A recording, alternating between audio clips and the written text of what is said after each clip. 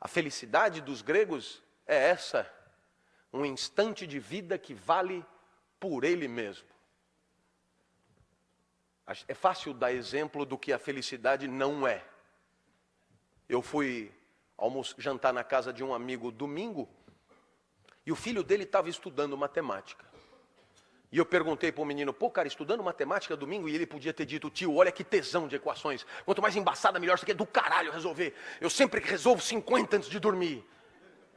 Mas não foi o que ele falou. Ele falou, eu tenho que tirar 7,5 amanhã na prova. Então eu tenho que fazer essa merda dessa lista, senão eu estou fodido.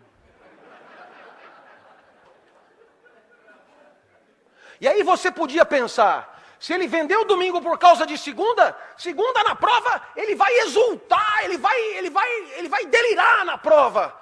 E o menino falou, bem que meu pai falou que o senhor sempre foi meio doido. Eu só preciso tirar 7,5. E eu falei, 7,5 para quê? Ele, para passar de ano, ué. A única coisa que me importa, tio, é passar de ano.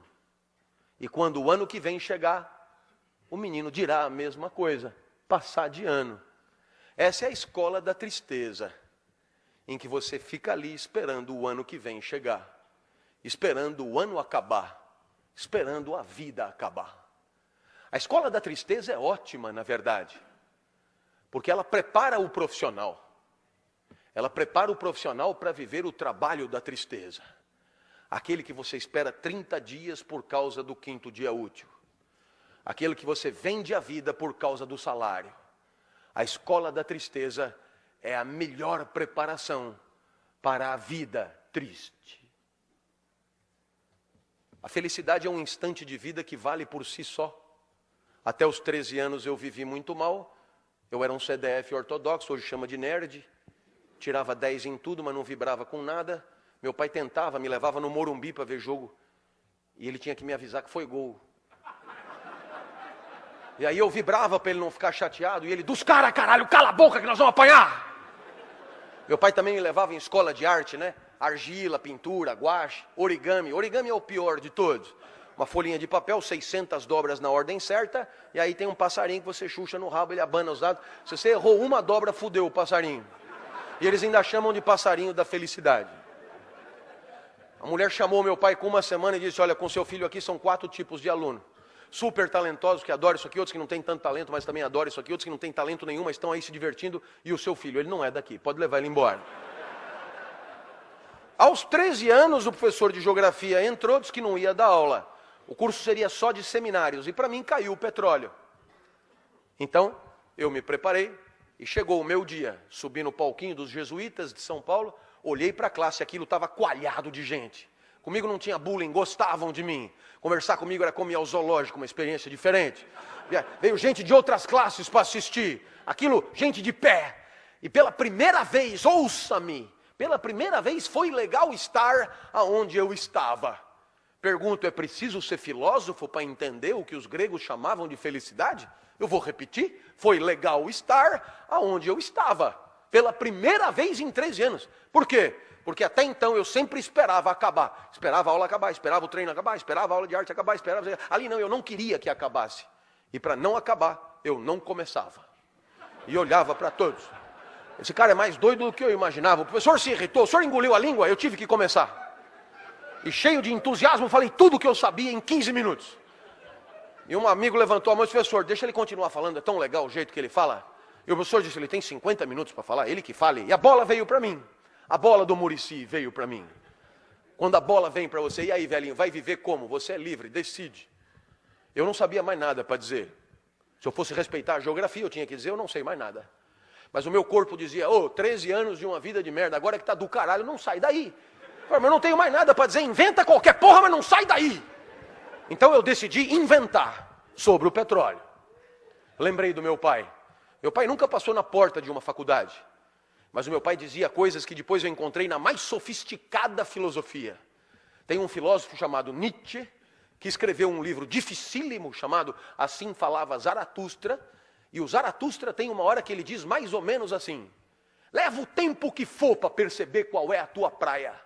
Leva o tempo que for para perceber qual é o teu lugar. Mas depois que você descobriu, não recue ante nenhum pretexto. E o meu pai dizia, para trás nem para pegar impulso. E sempre com carinho. Ixi, aplaudir. E depois sempre com carinho, seu bosta. Eu lembrei do meu pai e comecei. Até aqui eu falei das diversas bacias petrolíferas pelo mundo, está no livro de vocês, eu não vou me estender. A partir de agora eu vou tratar de um outro tema, mais fino, mais sofisticado, que é a qualidade do petróleo. Tem petróleo bom e tem petróleo que não presta. Anotem porque vai cair no vestibular. Eu olhei para trás e vi que o professor arriou os óculos, velho. Eu tive medo, mas eu lembrei do meu pai, seu bosta. Ali não podia mais voltar, então eu me empertiguei mais e comecei. Todo mundo sabe que o melhor petróleo do mundo é o petróleo da Romênia. Começaram a anotar. Então eu me animei e disse, do norte da Romênia, claro. Região da Sildávia, que eu tirei das aventuras de Tintim. Eu olhei para trás e vi que o professor balançava. Ele devia estar pensando, eu não sei porra nenhuma disso, esse cara não pode estar zoando com a minha cara. Eu vi que era hora de quebrar ele, para aproveitar a fragilidade. Eu falei, o senhor sabia disso? Ele assustou e disse, não sabia. Eu falei, anota para aprender alguma coisa.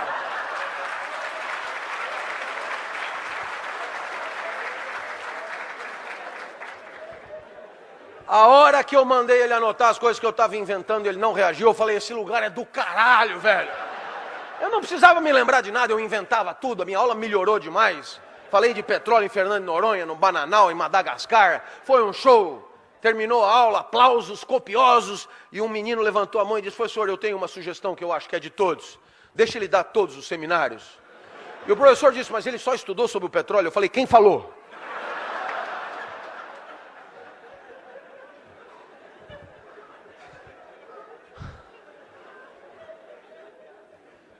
Eu saí dali correndo, fui encontrar o Fusca branco do meu pai.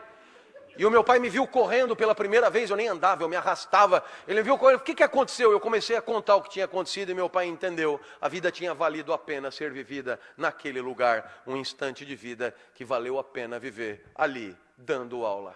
Lição para toda a vida. Um lugar que é o meu. César Cielo, 50 livre. Eu na sala de aula.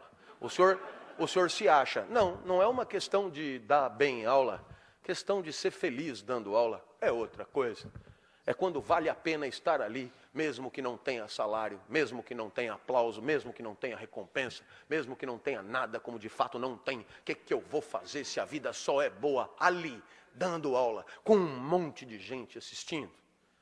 E você dirá, professor, e essa felicidade que o senhor fala, para o senhor é o quê? Eu poderia terminar aqui a minha palestra com essa para você. Existe uma coisa que é a alegria. Alegria é quando você ganha potência de agir. É Spinoza que define. Passagem para um estado mais potente do próprio ser. Eu acordo de manhã, a minha energia para viver é muito baixa.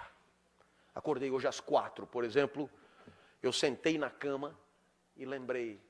Cumbica, Salvador, Cumbica e USP ainda. Falei, nossa, velho. Aí a minha mulher, sabe como é 25 anos de matrimônio, já houve um tempo que ela dizia, fica mais um pouquinho. Agora ela diz, não vá se atrasar. E com o pé assim.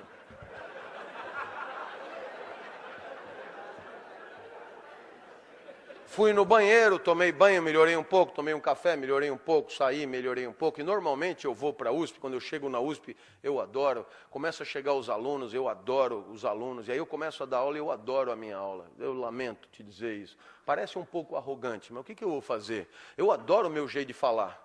Eu poderia me ouvir eternamente. É impressionante como eu entendo quando eu explico. Então, às 10 horas da manhã, eu estou em cima da mesa gritando. E você perguntará, o que aconteceu entre 5 e 10 da manhã? Resposta de Spinoza, alegria, passagem para um estado mais potente do próprio ser. do próprio ser. Claro que não é sempre assim. 10 horas da manhã, abre a porta, é a mulher do departamento, secretária, a mulher medonha, e ela diz, os outros professores estão reclamando que o senhor grita muito. Pergunto, para onde foi a minha potência de agir? A isso chamamos tristeza. Passagem para um estado menos potente do próprio ser. Eu espero que você tenha entendido. Você vai pelo mundo, tem coisas que te alegram, tem coisas que te entristecem, e a tua potência vai numa senoide subindo e descendo. Impossível só se alegrar. Ninguém consegue se alegrar com o gol do Brasil e com o gol da Holanda, com o gol do Brasil e com o gol da Argentina. Não, a tristeza, obviamente, faz parte da vida. Para haver alegria, tem que haver tristeza. É óbvio que eu disse do próprio ser, porque não tem uma fórmula que dê para todos. E não tem uma fórmula que dê para você para o resto da vida. Porque amanhã você é outro, e o que te alegrou hoje pode não te alegrar amanhã. Você vem pela estrada e para, vê lá Rancho da Pamonha, você está verde de fome, come a primeira pamonha te alegra fudidamente. Pamonha e você tudo a ver. Pamonha do caralho, velho. Aí você comete um erro a não cometer, fazer da pamonha um ídolo, fazer da pamonha uma qualidade de vida, uma lição de autoajuda, e pede a segunda pamonha, já vai te alegrar menos. Porque o comedor da segunda pamonha já não é mais o comedor da primeira pamonha. Já tem menos fome, mais glicemia no sangue, etc. Mas você é fiel à pamonha, pede a terceira. Quando chega na 10ª, você tem que parar. A mesma pamonha que te alegrou vai te matar. Você, já virou um suco de milho, na verdade, teu sangue. O que vale para a pamonha vale para qualquer coisa, para o matrimônio, por exemplo.